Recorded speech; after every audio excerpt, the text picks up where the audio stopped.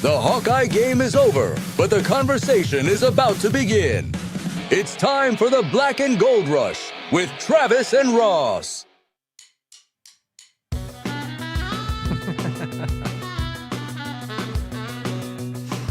Not a Hawkeye game, but a Cyclone game. Welcome to the Black and Gold Rush Cyclone Edition.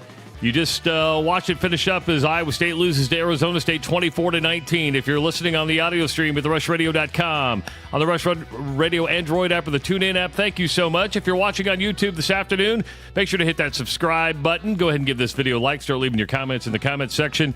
And follow us on our social media channels, which would be X, Facebook, and Instagram. Ross Peterson, we watched it. A lot to get to. But let's go to that last drive right away, because you did not like on first down. They waited a long time and then spiked the ball.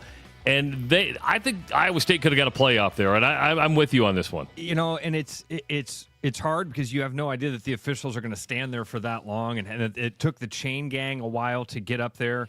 But, yeah, looking back on it and having that hindsight, that would have been enough time to get a play in. And then you at least have one extra attempt at trying to get that first down and continue the drive. That wasn't what lost the game for Iowa State. This team has lots of penalties. Rocco Becht has not improved. I've seen a couple of people. I wish I could go back and see it in the comments, but I've even had my buddy John Olson who wrote and said, Rocco Becht hasn't been the same since that hit against Cincinnati. He just hasn't been nearly as effective. You thought, Travis, when they got the ball back with 1:30, you're like, they're going to win this football game. And there's still that belief in Rocco Becht that, man, he's that guy. He's going to be the guy that leads them down. They're going to win this game because of Rocco Becht. And just too many mistakes today. I mean, and again, it's not on Rocco Becht. I can't put this necessarily on Matt Campbell. There's lots of stuff that you can look at this game and go, oh man, just falling through the cracks. Not very disciplined football, and tough, man. This one was a tough one to watch because now, Trav, you've got four straight losses. Four straight losses. This was an upset. Iowa State was an 8.5-point favorite going into this game. You had Arizona State that was down its starting quarterback. We'll get to its backup quarterback in a bit. But four straight losses. We haven't seen this. It seems like forever. I mean, you know, Iowa State was always the team in October, would roll into November. This was a rematch of the Big 12 championship game a year ago. A lot of people thought Iowa State would be in this situation. You mentioned Rocco Becht, 18 of 36. That's not very good. 186 yards. He had one TD, one pick. And the pick was devastating. It was the drive right before the last drive of the game for Iowa State. And the reason I thought that Iowa State was going to win this, Ross, you're right, is the belief in Rocco Becht, but they also had great field position. I mean, they got it to, at the 40-yard line of Arizona State, and you're like, whew.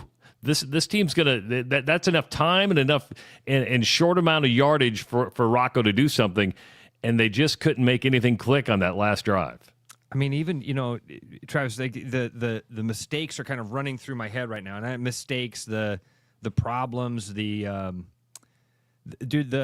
missed extra point, the bad snap on the missed extra point, and even that, man, it's those little things suck the wind out of you. You're going to tie the game going into halftime. You're going to get the ball back. That was a huge momentum swing to get that big touchdown, and then even a little thing like that, like missing that extra point. It's not a little thing. I shouldn't say that, but something like that, man, you saw it take the wind out of the sails. And then the hit on Bremer is prayers that he is okay, man. That was as ugly of a scene as you watch in sports. That was scary, man. Travis, I kind of like turned away for a second. I saw the hit. I saw him get up, and he was walking off the field. And then all of a sudden, they're like, "Oh, he's down." And I turned back around, and I had a moment of like, "Who's down? Who's down?" I had to go back because when you see the hit, I mean, it's a clean hit. It wasn't a dirty hit. It was a clean hit. It was a hard hit, and he got up, and you could see he was kind of sore. And then I actually went back, Ross, and I watched him fall the first time, and I had to go back on. Thank God that YouTube TV that I still have, you can go back, you know, and rewind. And I watched it, and I'm like, wow, you could just see his eyes almost roll in the back of his head, and he just went down. Now, the TV reporter has said that it is he has movement. This was for precautionary reasons. He gave a little thumbs up. It wasn't one of those big hey-oh thumbs up. It was a thumbs up, but they took him to Mary Greeley Hospital where they're going to do an evaluation on Nate Bramer or Ben Bramer rather, and see what's going on. You're right. You hope it's nothing serious. Hopefully, because it's just a game. That's another thing we just got to remember. It's just a game. And by the way, I would say a really cool thing that happened there with the student section, and it was more than just students going and filling that empty section and taking their shirts off. That was were you able to see that, Travis? Oh yeah. That was that was something that as they kept showing that, I thought that's pretty cool. Well, kind of a fun thing that happens. That started at Oklahoma State because nobody was showing up at the game, so the students started going up there. So they kind of copied Oklahoma State, but you know what? After it started raining, a lot of the crowd just kind of piled out. Probably happy they did at this point. That was it was an exciting end of the game. I mean, because they had a chance to win it. But you mentioned the missed extra point. Go back to the first half and the missed field goal, right? You don't think those little plays are going to come back to haunt you later on in the game, but man, it shows you how every play, every opportunity is so important. If you're new to the show because you're a Cyclone fan, 515-517-2303 is the number to call. If you want to say something about the Iowa State game, say something about the Iowa-Oregon game coming up next week, or just something that happened in college football today, that is the number to call. Again, 515-517-2303. Now, Ross, let me ask you this. Okay. I want to remind you, what did I tell you about Jeff Sims on Tuesday? You said, right? Hey, this dude can run. I said, this dude can run. He's a turnover machine. We saw it. He had 2 fumbles. I mean, he turned the ball over today. Luckily for him, they didn't come back to haunt him, but that he is a turnover machine. But this is an incredible number. 467 yards of total offense for Arizona State. Jeff Sims accounted for 410 of those 467 yards. He was passing 13 of 24, 177 yards, a pick and a touchdown. On the ground, this is going to drive Matt Campbell nuts. 29 rushing attempts, 228 yards. Let me repeat that. 228 yards by Jeff Sims, the Arizona quarterback today. Incredible numbers by Jeff Sims. 29 carries, as you said, Travis. So 53 of the plays today were Sims, and he accounts for 410 yards. They even put a graphic up towards the end of the game comparing Iowa State's team stats, which were, 330 yards? 336 total yards from Iowa State. To his 401. Yeah. You nailed it, dude. And they as soon as the game ended, the play of the game is that 88-yard touchdown run. If you're going to pinpoint one thing that really swung the game, and that was that pivotal moment. The interception right after Bramer's injury was big too, because that felt like a nail in the coffin at that point. Now, it wasn't. Iowa State still had that chance, as we've talked about. But, man, just so many of these little momentum things that piled up. These are the things that you hope that Iowa State was past. And I think that with the way that this team started, you go back just a month and a half, 5, 6 weeks ago, when this team is still undefeated, those things weren't happening. The ball was bouncing their way. They weren't playing sloppy football, undisciplined football. They weren't making these little mistakes. Special teams has been a problem. Special teams has been, it's been a problem for a while. They had a special teams coach. Seems like things seemed like they were rounding off a little bit on that. Today it was an issue again. 515-517-2303. Let's go to West Des Moines. That's where Chris is. Chris, welcome to the Black and Gold Rush. What's going on, man? Oh, not a lot. Thanks, guys. Wishing the best for Bramer. And I just want your opinion. What do you guys think? Do you bench Rocco? Maybe not for the whole game, but maybe just a series or two.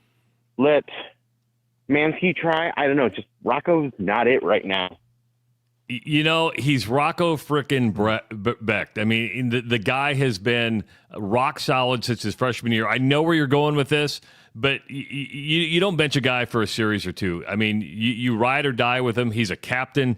I don't think you bench Rocco Becht. I don't think he's 100% of the problem. I mean, they had 336 yards of total offense. Last week against BYU, they had over 500 yards of total offense. The truth is you have key mistakes, key special team mistakes, turnovers at the wrong time, and a defense that really isn't that good. Let's say what it is. This Iowa State defense isn't good. They're only giving up 24 points should be enough to win a game. You're right. I don't disagree with you. Don't disagree with you. But what's the benefit? I'm just asking you, Chris, in serious, because I've seen coaches do this before. I don't know if it's ever really worked. What do you think the benefit would be to bench a guy for a series or two and then bring him back?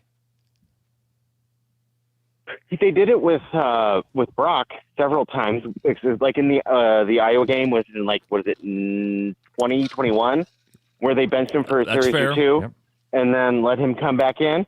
Just give the guy a rest to let him clear his mind, to let him try. I don't know if he's injured. I don't know what the deal is, but that's where. No, and you're right. The wide receivers aren't helping with drops either. But there are guys that he should have been hitting in stride that he wasn't. I'll give you that. Someone else try. I'll give you that. That's a good call. Thanks, Chris. Appreciate it, man. Chris.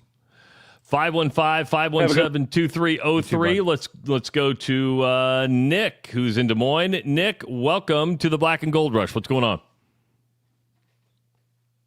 I just got a slight comment. I think ever since the Arizona game where they were up 38 points and left guys in, and guys kept getting hurt, and they could have took the starters out, and they didn't. It's like ever since then, it's been going downhill. Boy, Nick, that's an interesting. Am I crazy to think that? I don't think you're crazy. I'd want to go back. I remember that. That's not a. I don't think you're crazy for saying that. I mean that's the last game they won. They scored 17 in the first. Yeah, 17 in the first, 14 in the second. They were up, and it's like, what are you doing? Why are you guys leaving people in this game? What do you Put the secondary, put whoever in there. What are you doing? And at third and fourth quarter, I'm pretty sure 3 or 4 guys got hurt, and it's like, what? Why? Why are we leaving guys in this? For what? What purpose are you doing this? And ever since then, it's gone downhill. It's like, what is going on, guys? And ever since then, I feel like every time someone brings it up, I'm like, yeah, ever since the Arizona game, it's been downhill. You've lost to teams. It's crazy. They've lost to a couple of teams in this stretch that they absolutely shouldn't have lost to. Colorado, obviously the biggest example of that. I mean, even the game at Cincinnati, that's one that stings. This game is one that stings. I mean, 2-4 in the Big 12 right now, and your 2 wins, one of them's against Arizona. Yeah, I keep hearing about Iowa. I mean, I like Iowa. Other than when they play Iowa State, I hope they both win. But the Iowa game? I'm like, we're past that, guys. That was a month ago. Yeah. That was a month ago. That was 5 players ago. Everybody, let's get over it. We have to move on. Next guy up. We got to man up. The injuries are something that needs to be talked about too. And we talked about this with Coach Stepsis on Thursday because they've had 25 season-ending injuries in their team, and they had injuries last year too. And that's a lot like Iowa State. Iowa State, the last couple of years, every team is hurt. There's not a team in the country right now that's playing with their 24 or their 22 starters that they started the season with. But when you start to add these things up, and then you look at the last couple of years, it's been like this. I don't know what the answer to that is. I don't know if there's and Coach Stepsis didn't either. He's trying to figure it out, and he's looking at it going, man, we got to look at, is it strength and conditioning? Is it something we're doing early in the season? Burger McChick writes in. That's a strength and conditioning issue as well. That is that's something that you can't sustain that when you're a team like Iowa and Iowa State. And you're right, Iowa has done a better job with those injuries of having that next man in mentality and ability. Yeah. Iowa State just doesn't have that depth yet to be able to continue with it. Now, yeah, go ahead. I think they had every opportunity to win at the end of that game. I think they did. Well, I don't disagree. I agree with you 100%. When I watched the end of it, I watched the end of the game. I'm like, this is going to be an Iowa win, is what I thought. When I was watching it, I'm like, oh, here we go. This is going to be one of those, boom, we still won. That's what I thought was going to happen. And when he caught that ball a yard short, I'm like, oh my God, how do you do that? Come on, guys. Yeah. Why do you fall? All right, Nick. Thanks, man. Appreciate your call. Appreciate it. Tough. All right, thanks, fellas.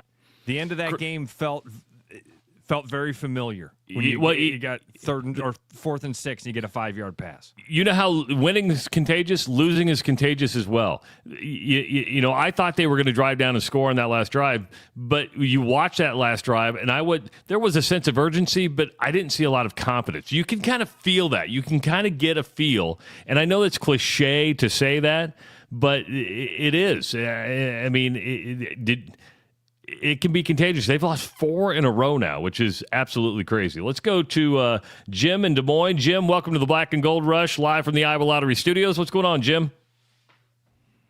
Hey, thanks for taking my call. Not a problem. Yeah, so when I heard that Jeff Sims was going to be playing, I had pretty high hopes, you know, because he is a guy that got benched mid-season for Nebraska 2 or 3 years ago when they won like 4 games and got benched for a guy named Heinrich Harburger who eventually ended up becoming an H-back. And Iowa State defense gave up 400 total yards to the guy. Yeah, I said this earlier in the week. I said, here's the thing with Jeff Sims, and I said this.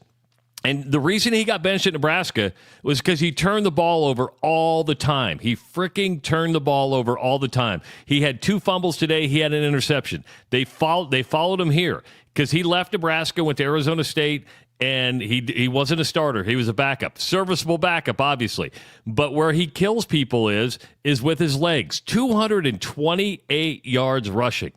I mean, the best running backs in the country don't even do that. I mean, he today looked like the best running back in the country with 228 yards. We're talking 8 yards per carry. 8 yards per carry and 2 touchdowns. I'm kind of with you, Jim, that I thought, okay, Jeff Sims, he's good. He's an athlete. He can do some damage, but I think he'll choke under pressure. Even with the turnovers that he had, the interception, the 2 fumbles, it is the 228 yards. And he was a pretty effective passer today, 13 of 24, 177 yards. He did enough to get the win, and Iowa State did not have an answer for him, which kind of surprises me.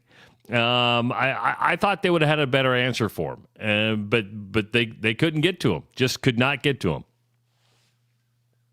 And speaking of somebody who can run the ball, I hate to say it, but I hope Abu Sama is seeking a transfer for his senior year. I mean, he's got enough tape on himself. He's put enough body of work together that, when they were on the road, he kept them in the games, averaging 130 yards a game for two games. And, he played well last week. Today he got 2 carries. And there's been plenty of times, too, where we got problems with our receivers. There's been plenty of times that they could have thrown it to him out of the backfield when he has been in, and Rocco elected to throw an incompletion to a receiver, and I guarantee you there would have been room for him to make a play or a first down. And I mean I see it a couple times almost every game, but so that's a little frustrating for me. I'm a little bit of a homer, but I've always felt like that guy was underutilized.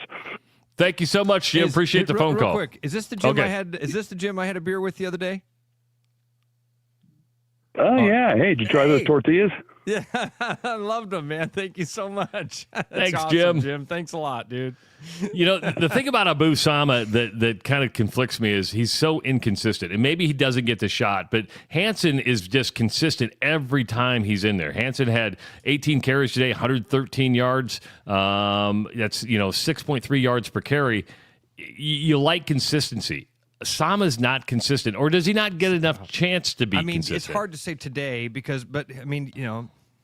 listen to the fans, you know what I mean? Listen to a guy like Jim who's been watching week after week, and when they say things like that, that's why I always put a lot of weight behind things like that. When a fan, he's not rooting against Abu Sama. It's not that he hates the kid and he's like, oh, get him off the team.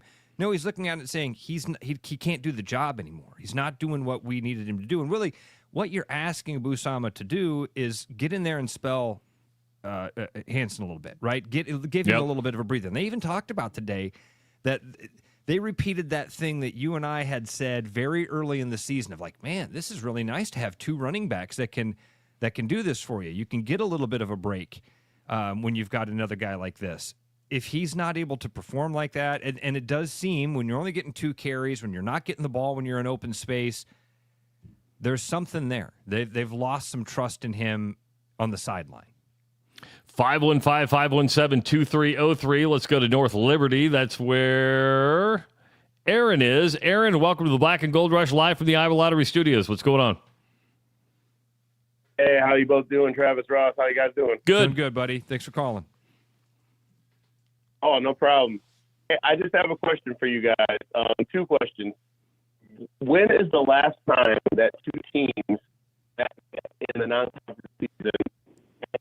You're breaking up. You're in cell phone hell. Last thing we got was when was the last time 2 What teams? about now? What about now? There you go. You're good now. We heard. When was the last time 2 teams? When was the last time 2 teams? I have 2 questions. When was the last time 2 teams that met in the non-conference that played each other in a bowl game? When was the last against time each other? 2 teams? So they played in a bowl game the previous year. And then They played in the non-conference against each other, and then they ended up playing in a bowl game after the regular season, if you will, in that same season. Correct. Boy, that's. Do you have the answer? Do you know the answer? Because I don't. Oh, no, absolutely not. I was just curious to see if someone Okay, wanted to research here it is. that. Here it is. The Because last here it is. question was, I've got the answer. Iowa and Iowa State would end up meeting. I've got the answer. The last time 2 non-conference football teams played in a bowl game was 2019 when Army played Houston, and they faced each other in the 2019 Armed Forces Bowl. So that's Iowa and Iowa State. Well, I mean, truth be told, right now, Aaron, I think Iowa's going to end up in a much better bowl situation than Iowa State. Do you think that bowl is going to be anything on New Year's Day or anything like that? Because I'm just because honestly, I really don't feel like that's going to happen personally. I don't care about I don't even care about the dates anymore. The only thing I care about is the college football playoff and a bowl game for Iowa State, a bowl game for Iowa. If Iowa doesn't make the playoff, is nothing but a participation ribbon. That's all it is. Listen, the January 1st bowl game thing, has lost all of its luster too because bad bowl games started scheduling themselves in January. So, but could they play each other in a bowl game? Man, you know what? First of all, would that be fun? Would you like that, Travis?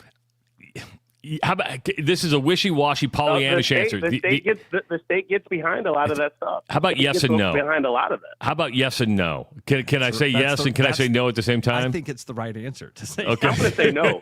I'm going to say no. You wouldn't like that? You wouldn't like that, Aaron? No, because I think at the end of the day, I'm a Hawkeye fan, but at the end of the day, like, what are we doing if any Division I team that's in this position doesn't want to try to compete, at least in the way that it is right now in the format, to get a chance to get into the playoff and win and try to compete for a national title? I mean,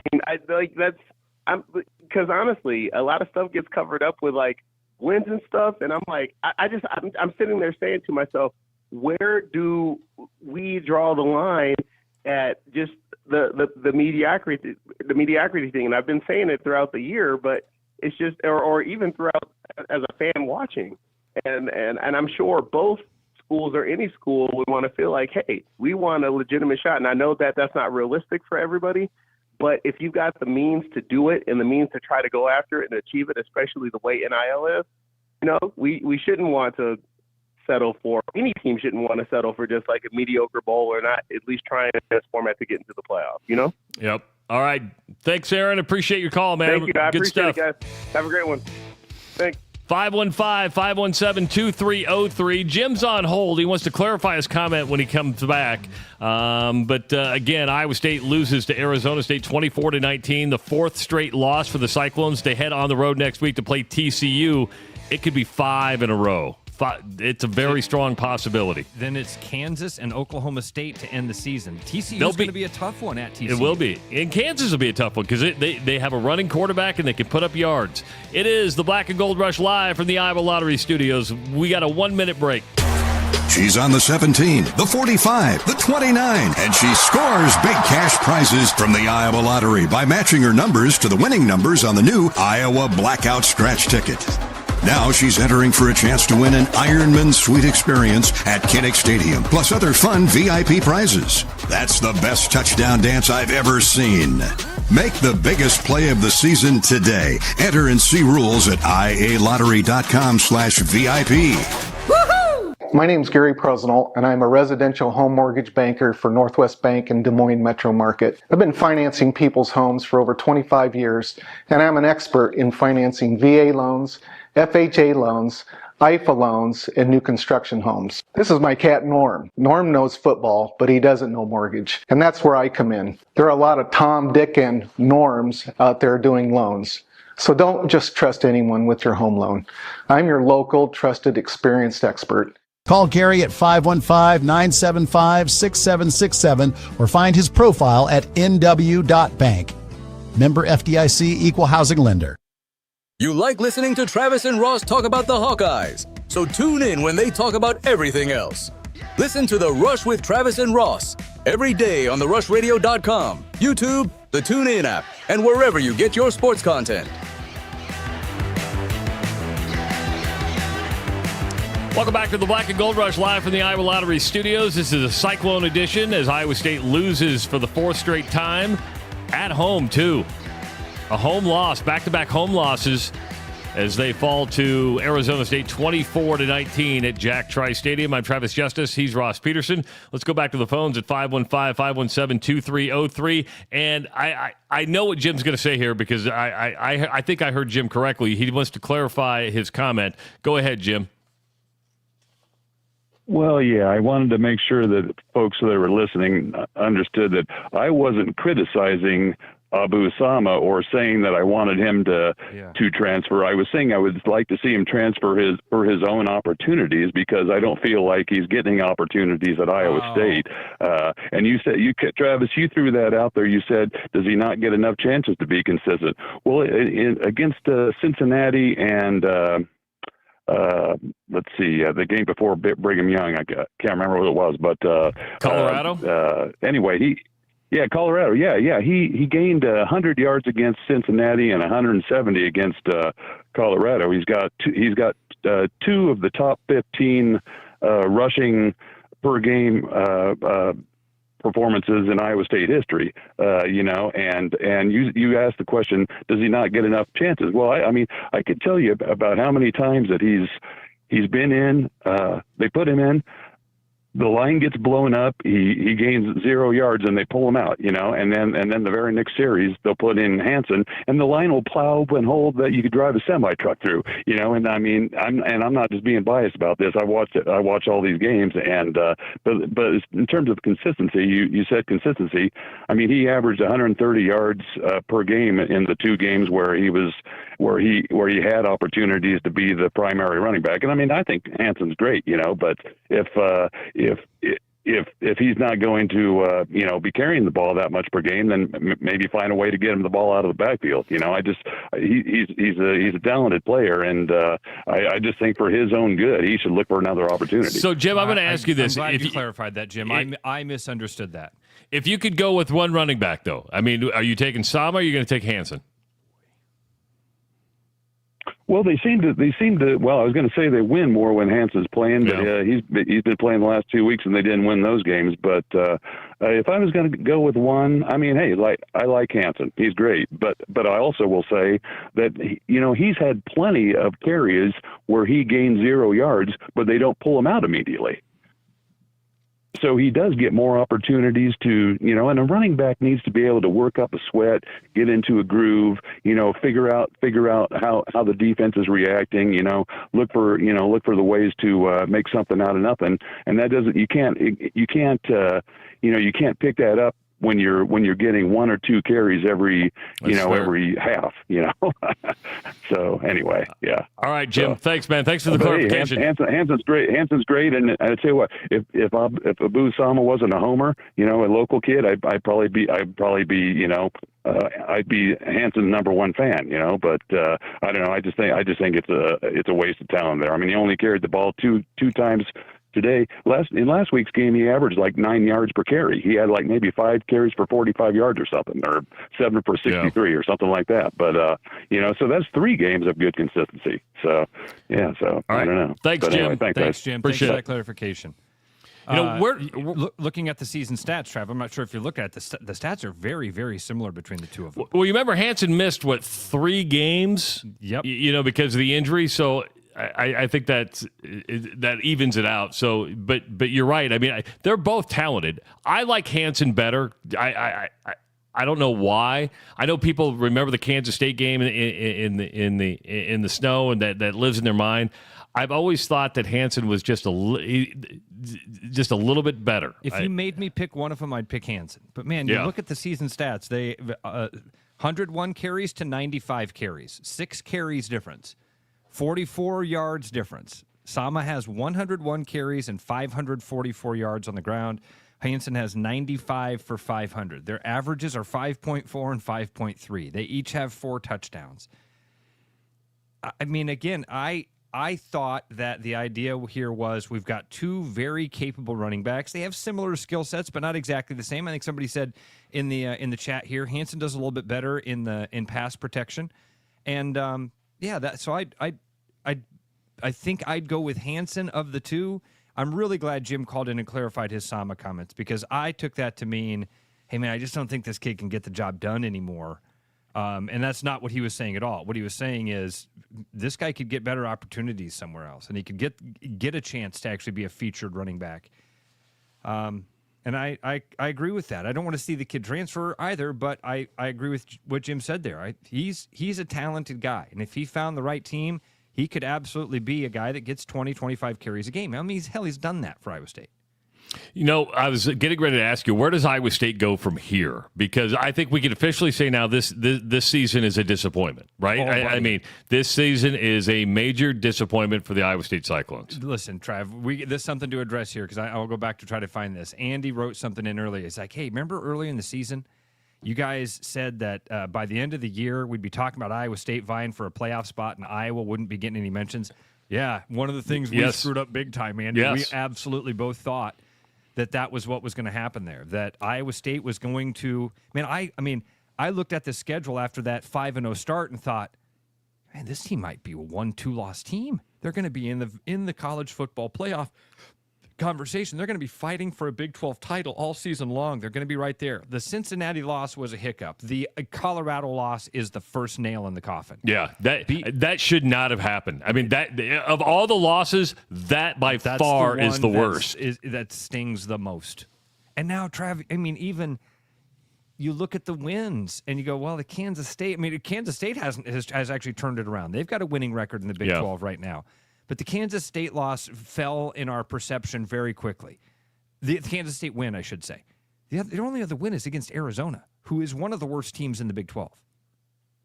Right now, their best win is against Iowa, right? Oh, yeah. So, and as a Hawkeye fan, maybe that's a part of it, too. That's part of the reason I want Iowa State to look good. Joel Klatt had a viral thing this week talking about how Iowa should be ranked and Texas should not. And one of the reasons was, one of their losses is to a really good Iowa State team. It gets harder and harder to make that claim as they lose games like this. 515-517-2303 is the number to call. We're here for about another half hour. It is a Cyclone edition of the Black and Gold Rush from the Iowa Lottery Studios. Another minute break. We'll come back, continue the conversation on the Black and Gold Rush live from the Iowa Lottery Studios. My name's Gary Presnell, and I'm a residential home mortgage banker for Northwest Bank and Des Moines Metro Market. I've been financing people's homes for over 25 years, and I'm an expert in financing VA loans, FHA loans, IFA loans, and new construction homes. This is my cat Norm. Norm knows football, but he doesn't know mortgage, and that's where I come in. There are a lot of Tom, Dick, and Norms out there doing loans. So don't just trust anyone with your home loan. I'm your local, trusted, experienced expert. Call Gary at 515-975-6767 or find his profile at nw.bank. Member FDIC Equal Housing Lender. With the new Blackout Scratch ticket from the Iowa Lottery, you can win the game day experience of your dreams.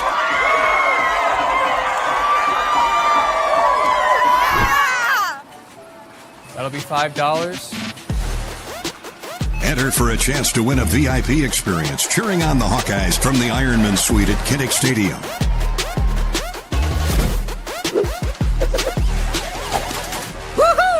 You like listening to Travis and Ross talk about the Hawkeyes, so tune in when they talk about everything else.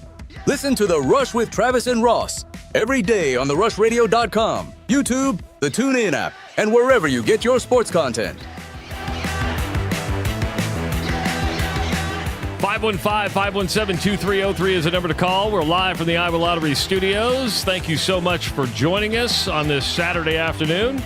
Quick reminder that this is your final chance to win tickets to an Iowa football game from the Iowa Lottery. Enter non-winning Iowa Blackout Scratch tickets into your VIP club account via the Second Chance promotion before 10 a.m. on November 5th. For a chance to win tickets to the game against Michigan State on November 22nd, you could win 4 stadium seats, a parking pass, Hawkeye merchandise, and $250 in spending money. See iowalottery.com for details and get entered. Of course, Iowa not playing today, a bye week as they get ready for the Oregon Ducks, which, you know, Ross, you start looking... Iowa most likely will be ranked heading into that game. You had Vanderbilt get beat today. Miami got beat today. Yeah, but Vanderbilt's like 9. Yeah, Vanderbilt's like 9. They won't fall out of the top 25. But there's others in there that have gotten beat too. Houston got beat by West Virginia at home. So Iowa, to me, should move up into the top 25. But sometimes when you're out of sight, you're also out of mind. So there's no guarantees there.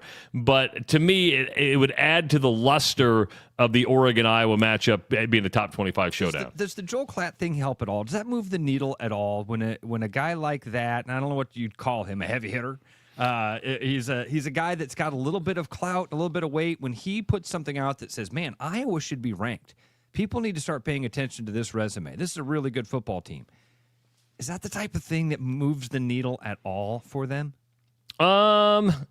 Maybe a little bit with writers, because you sit there and go, okay, Joel Klatt follows football pretty closely, right? I mean, he does a daily college football show. I mean, we do a show every single day, but we're pretty zeroed in at Iowa and Iowa State. We don't go outside our parameters except for who they're playing that week. It's hard for us to zoom out. Yes. It really is. Yes. Impossible. We're Hawkeye fans. Yeah, and so that makes it, but I think it carries some clout. You know, if they are ranked, it's probably only going to be 25, 24, 23, but that's fine. You beat Oregon, you beat Oregon, you're going to move up the ladder pretty quick. And we've learned having that number by your name, any number, it matters. It really does. That matters. This is a really good comment from Ivy. It says, that mysterious space object's going to come closest to Earth on December 29th. It's going to go down. Iowa finally gets in the playoffs and we get wiped out as a species. Don't start this, because Ross is one of the biggest conspiracy theories out there. I didn't even know about this little space object until Ross informed me, and now he's got me. Now you're worried about it. He's got me doomsdaying. All right, I'm looking for shelters. I'm building underground. I'm taking overnight YouTube Boy Scout, classes on how to make a fire and tie a knot. Smart. Yeah. Better be prepared. Yeah. Well, you know, we said Iowa State's best win of the year is against Iowa. Does losing to Iowa State now hurt Iowa when it comes to when they get closer and closer to if they keep winning? Now, if they lose to Oregon, the conversation's over. We're not talking about the college football playoff anymore. They got to keep winning to even be in that conversation. But let's say they win out. and all of a sudden you're right around that 13, 14. You need to be in the top 12 or whatever that is. Do they go, hey, Iowa State lost? They lost 4 in a row, maybe 5 in a row. It's an in-state rivalry game. You lost on a long last-second field goal. I do know this. Iowa State fans will. It's going to take, from a national perspective, it's going to take it takes those couple sentences of explanation to walk it back from being a bad loss. Right now, they're a 5-4 football team. Crazy, isn't it? It is, man. They might not be bowl eligible till the middle of November. So that one does that. I can't believe we're saying this after the first month and a half of the season that we saw. I can't believe we're having this conversation about it. That might actually impact it. I don't think it matters that much. I think that the first statement you said is right. The only thing that's going to matter is if Iowa wins out or not. If Iowa beats Oregon, then all of a sudden everybody's going to buckle up, right? You lose any of these games going forward, any of them. That idea of making the college football playoff is over. You've got Oregon, at USC, Michigan State, and at Nebraska. Those are 3 tough games. And by the way, Michigan State's going to show up to win as well.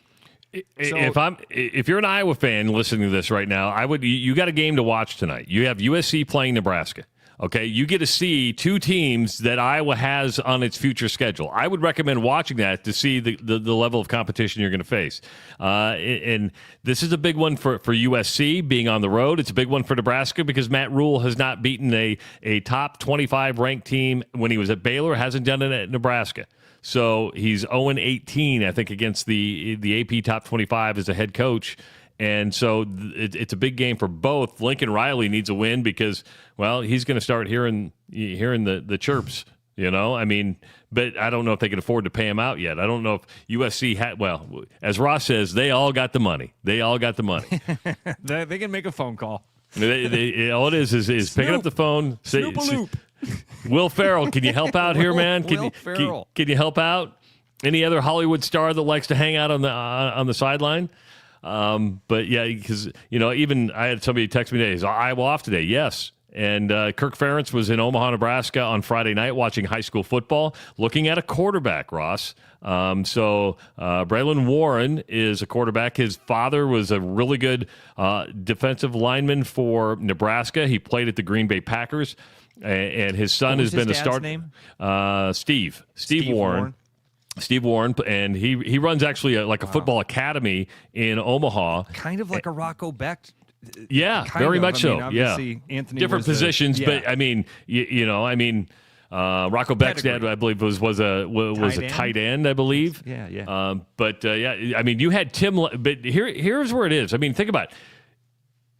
Kirk Ferentz could go anywhere he wants on his off week to go watch somebody play high school football. I think when Tim Lester and Kirk Ferentz show up together, doesn't that say you're pretty serious about a guy? Oh, yeah. Yeah. Very much so.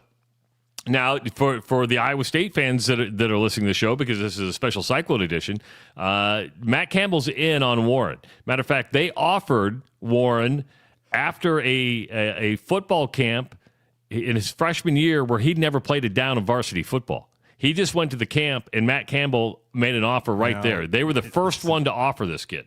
I've said this a lot, and it is obviously true.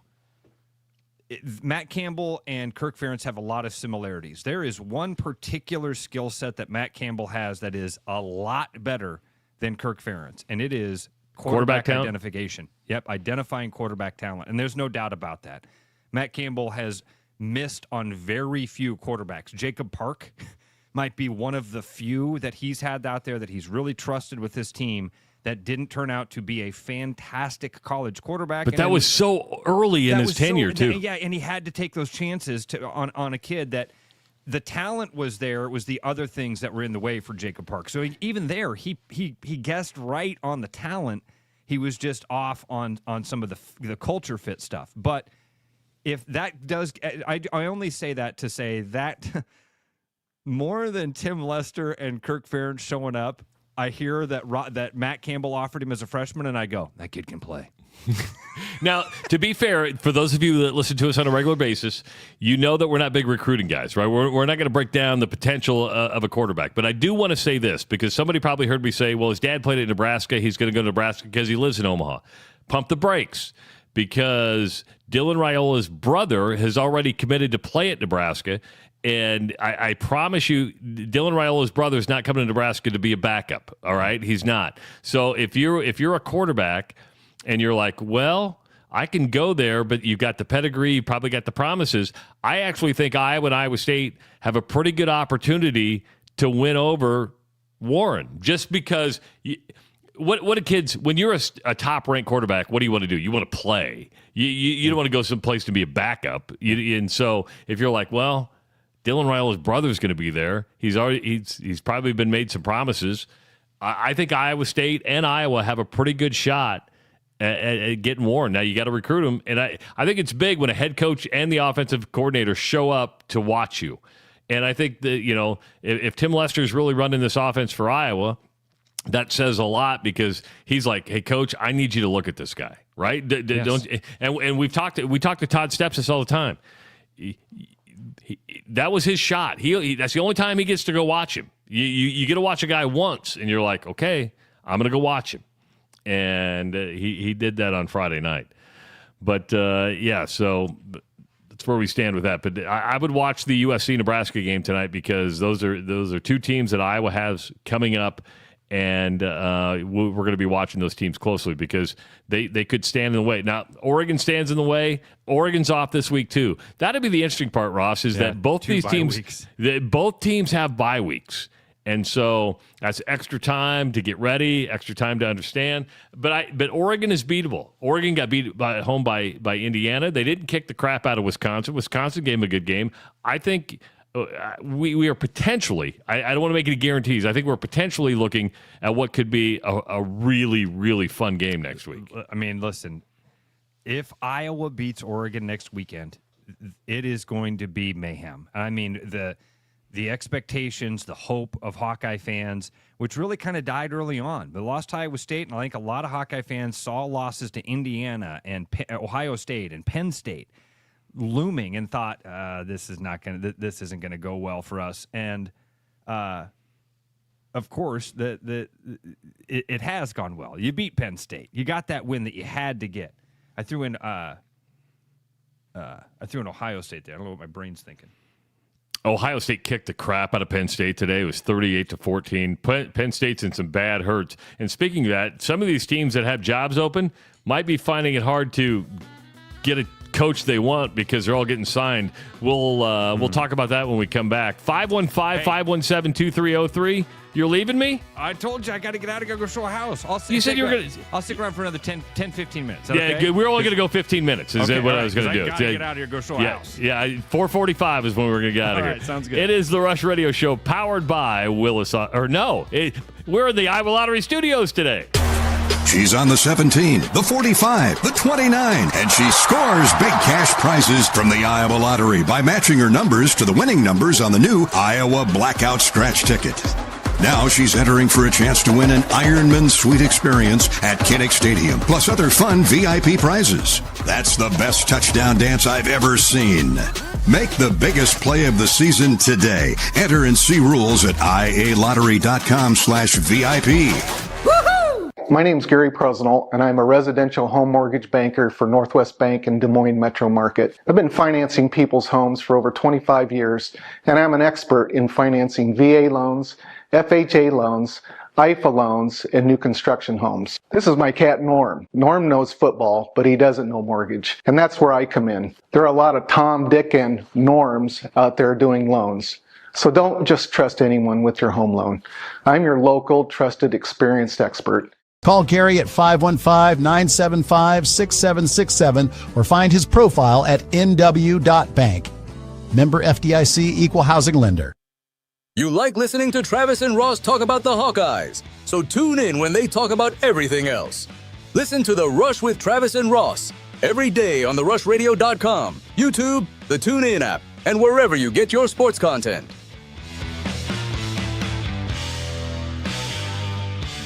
some late comers to this. Somebody who says, how long have you guys talked about Iowa State? We went a good half hour talking about Iowa State. And if you still want to talk about Iowa State, we'll be more than happy to talk about Iowa State at 515-517-2303. They lost Arizona State today 24-19. A lot of people saying that Matt Campbell is looking for another job. Now, it's going to be no. That was really early in the chat. They're like, Campbell's too worried about looking for his next job, and I don't believe that Matt Campbell's going to be at Iowa State forever. And the truth is, he's only 45 years old. It's hard to stay someplace and keep everybody happy. And now the truth is, Matt Campbell might become more wanted because of what's happening around the college football world. Meaning, Matt Rule has already signed an extension to stay at Nebraska longer. Rhett Lashley signed a deal that will make him one of the top 10 paid college football coaches at SMU. He's an Arkansas grad. A lot of people thought he was going to go back to Arkansas, but SMU stepped in and said, no, we like you. And what did they do? They turned around and beat number 10 Miami today. Yeah. Right? So you have, and this goes to the money situation. All of a sudden, all these teams that were never competitive in the past weren't able to hold on to coaches or holding on to these coaches because they have money. And they're like, hey, we don't want to lose you because we're making way too much money off football, which means, James Franklin could probably go get another job, but people might look at Matt Campbell and go, he's 45 years old. Sure, he's had a down year, but for the most part, he's built Iowa State and changed the culture. I'm not going to say anything. He's changed the culture.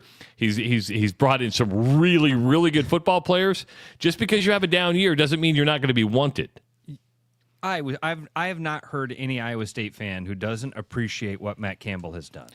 I don't think it's the Iowa State fans that they appreciate him. I'm just saying if they hired Matt Campbell at Penn State, like the guy lost 5 games, they're going to be yes. Yeah, yes. Right now, especially, man, losing 4 in a row, that the luster is going to be gone from that. You might have some of those teams, but I mean, I feel like he's got Iowa State in a position where that's not a bad job. It's not nearly the job it was back in the 80s when Dan McCarney took it, or early 90s. It's not nearly that job anymore. And now this is a team that is in a position where you can compete for the Big 12 title. And if you win the Big 12 title, you're going to be in the college football playoff. And even if you have a one-loss season in the Big 12, man, you're going to be in that conversation. You're going to be able to fight for it. What's going to hold Iowa? That's a high bar, and that's hard to do. But what's going to hold Iowa State back is this, and because I haven't been, and he's done a great job. But the fact is, coaches now want to go to a place where they know they have NIL in place where they can pay for their players. SMU's got a boatload of money. Indiana's got a boatload of money. So where these coaches are staying is because they have a really good situation NIL-wise. 515-517-2303. Let's go back to the phones. Let's go to Casey in Des Moines. Casey, welcome to the Black and Gold Rush from the Iowa Lottery Studios. What's going on? Hey, thanks for doing this today, fellas. I know you're Hawk fans, but Cyclones are number one on my screen. Let me tell you how quiet that stadium was when Ben got hurt today. Oh. And then what was even quieter is we left. It was raining. We left, and they wouldn't let us out the stadium because the ambulance was still sitting there. So I've never seen anything like it. So I'm glad to hear ISU's released that he was doing okay. And it was all precautionary, but never trying to tell my young kids it's all okay. I mean, the minute he got hit, and I looked at my son and I was like, that's on the quarterback. He let him into that hit, and he stood up and fell right down, and they immediately started waving people, and it was crazy.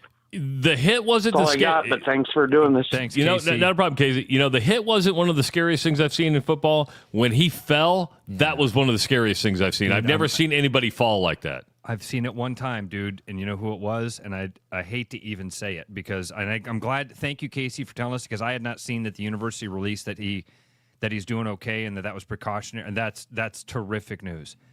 We had in a text group, one of the guys was like, "Hey, I'm not watching the game. What just happened?" And I said, "Man, I hate to even say this. The only time I've seen something like that was Hank Gathers." Oh, and Damar Hamlin. That's the other one. Remember Damar Hamlin when he got hit? And his was a lot more similar to that, where he actually got up, and it was a few seconds, and then he kind of did that collapse again. But, man, the way he went down, like you just kind of saw him stumble, and then he was unconscious. Maybe looking back on it, maybe a good sign was that he did kind of like that left arm went stiff as he went down, almost like he had been knocked out in a fight or something. You see that a lot when a guy gets knocked unconscious. They kind of seize a little bit, and that the muscles tense up real hard. I don't know. I'm not a doctor. I don't even want to pretend to be one. I just saw that, and it was super scary for everybody involved. And thanks, Casey, for telling us about they did mention when they came back from break just to show him still on the ground, went to commercial again. They came back the second time, and they had him on the cart, and that was the first thing that Mike Golick Jr. said was, I've never heard a college football stadium this quiet. Yeah, because the announcers weren't saying anything, and it was like, wow, you couldn't even hear a bird chirp. I mean, it was that quiet, and because I think people saw. I think it's the way it happened, right, Ross? When somebody gets up and then their knees buckle and they fall straight down and they go straight to the back, you're like, ooh, what's going on? Yeah, I mean, it's a scary moment. Glad Casey told us that they've said he's okay. We talk a lot of football on the Rush Radio Show, powered by Willis Automotive, Monday through Friday from 6 a.m. to 8 a.m. We had Joe Woodley on Tuesday. Drake won again today, Ross. Drake got another win, went on the road, won in Indianapolis 24-19. We talk about potential coaches. We talk about them. Yeah. I know he won't get the jump to a Power 4 school, but I'm telling you right now, what Joe Woodley does is win. He just wins. And just a good win by Drake. Still undefeated in the Pioneer League, and look him up, folks. Former Iowa State Cyclone. He loves his Cyclones, and he credits Dan McCarney for a lot. But my God, he just continues. Never lost a regular season game at Grandview. Think about that. Never lost a regular season game at Grandview, and the only two games he's lost this year are to South Dakota and South Dakota State. Two great teams that are out of his league. Yes. Literally out of his league. Yeah, we do have. Todd Steps go ahead. I do remember that we also had Coach Nick Mitchell on, who was leaving wrestling after 13 national titles in 15 years or something. The guy's won like 11 Coach of the Year titles. And we said, hey, Coach Mitchell, how often did the phone ring? How often did you get offered jobs? Remember what he said? Never. He said, what? Because he kind of let us on the inside that it's kind of political, right? Because I'm sure Indiana was like, I bet there's somebody at Indiana that was like, we're not hiring a guy from James Madison. Guaranteed. And when they announced it, I don't know very many Indiana Hoosier fans, but I guarantee you that there were fans like, we hired who? This is the best we could do? James Madison? Are you kidding? Well, he's got a winning record. Kignetti? We hired Kignetti? But it goes to show you don't need the pedigree. You don't need to come from a major program to be a great coach. Matt Campbell came from Toledo, and he was really young then, right? This is year 10, so he was 35 years old. Yeah. I'm sure there were Cyclone fans going, we're hiring a 35-year-old guy to be our head coach? And I remember thinking, what the hell have I accomplished with my life? And the truth is, when Kirk Ferentz was hired at Iowa, a lot of us were like, who is this guy? We don't know who this is. Yeah, it wasn't Stoops. A lot of people were like that. I hope he does, man. I love Coach Woodley. That'd be amazing. Glad they got a nice win today. Long road trip coming back. Northern Iowa in the fourth quarter with about 8.5 minutes left, trailing Illinois State 28-16. Of course, Todd Stepsis joins us every Thursday to talk about Panther football. It's been a rough go. 25 season-ending injuries for the Panthers. It's going to be a long turnaround for Todd Stepsis. But if you haven't heard Coach Stepsis talk, listen to us on Thursday because you won't be disappointed. The guy is just – and it's so much more than football. I mean, we talk about a lot of different things in life, and he's just one of those guys you want to listen to each and every week. 515-517-2303. Before we get out of here, a couple reminders. Iowa did not play today. Ross and I will be back next week with another Black and Gold Rush right after the Oregon game. That usually goes 2 hours. We went an hour today. That usually goes 2 hours. So make sure to subscribe to our YouTube channel. You can also find us at therushradio.com and our Google Android app, and, of course, on the TuneIn app. On Monday, we are live with the Rush Radio Show powered by Willis Automotive. Ross, college basketball kicks off on Monday. Over 100 games on Monday, including Iowa State. No, it doesn't. Or tips off. No. I just meant I'm not ready. You're not ready? Well, I'm not ready for college basketball. Well, Drake plays at 3 o'clock, and Iowa State plays at 7 o'clock on Monday. So get ready. Over 100 games that are going to be played on Monday. That's actually really cool. It is really super cool. And it'll make you feel like it's. Yeah, I'll give ESPN this and everybody else. It's like they inundate you with college basketball that day, and you're like, oh. And Maury Hanks is going to be joining us. He is, of course, leading the charge for the Iowa Bucknell game at the Casey Center. And Maury's going to be joining us at 7:30 to talk about ticket sales for that game and how you can get tickets and just the matchup. And he's also doing the holiday tournament that Drake is playing in. So, that was a fun Black and Gold Rush Iowa State edition. A couple other things. West Virginia upset Houston today. Texas beat Vandy 34-31. Arch Manning had one hell of a game. He was 25 of 33, 328 yards. Enjoy the rest of your Saturday, folks. Hope you had fun with us. Tell friends about us. Roscoe, show some houses. And then I'm going out with Brooks tonight, so I'm going to have a fun night, buddy. Oh, man, you were with Ray last night and Brooks tonight? I was with Ray and Bill Blank last night, and wow. now I'm with Brooks tonight. I'm telling you, if I show up Monday, it'll be a blessing. In one piece, for sure. Thanks for listening, everybody. It's the Black and Gold Rush live from the Iowa Lottery Studio. My name's Gary Presnell, and I'm a residential home mortgage banker for Northwest Bank in Des Moines Metro Market. I've been financing people's homes for over 25 years, and I'm an expert in financing VA loans, FHA loans, IFA loans, and new construction homes. This is my cat Norm. Norm knows football, but he doesn't know mortgage, and that's where I come in. There are a lot of Tom, Dick, and Norms out there doing loans. So don't just trust anyone with your home loan. I'm your local, trusted, experienced expert.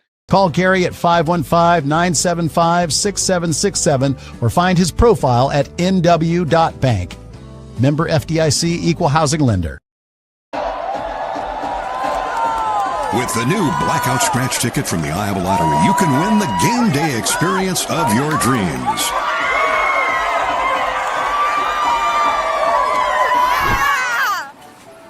That'll be $5. Enter for a chance to win a VIP experience cheering on the Hawkeyes from the Ironman Suite at Kinnick Stadium.